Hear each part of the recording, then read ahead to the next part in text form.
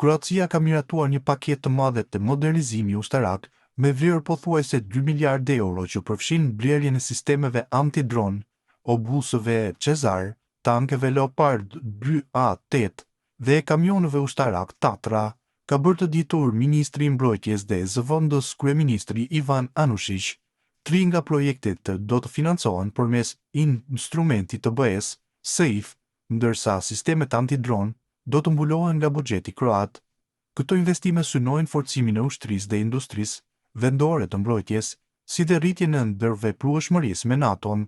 Marrëveshja me kompaninë Konçar parashikon furnizimin me sisteme anti-dron me inteligjencë artificiale që do të instalohen deri në vitin 2027, ndërkohë Kroacia do të blejë 18 obuz vetlëvizës Cezar, 44 tanke Leopard 2A8 dhe 420 kamion të rënd Tatra, me afa dorëzimi që shtrihen nga viti 2026 deri në vitin 2030.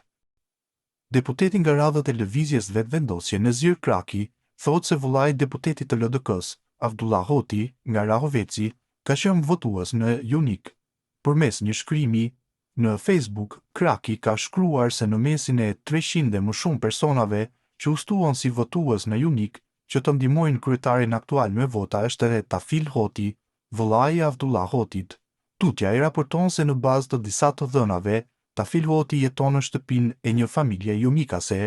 Në mesin e 300 dhe kusur personave që u shtuan si votues në Junik për të ndihmuar kryetarin aktual me vota gjendet edhe Tafil Hoti, vëllai i Avdullah Hotit, ish kryeministër dhe tash deputet i LDK-s, domethënë nga Rahoveci në Junik.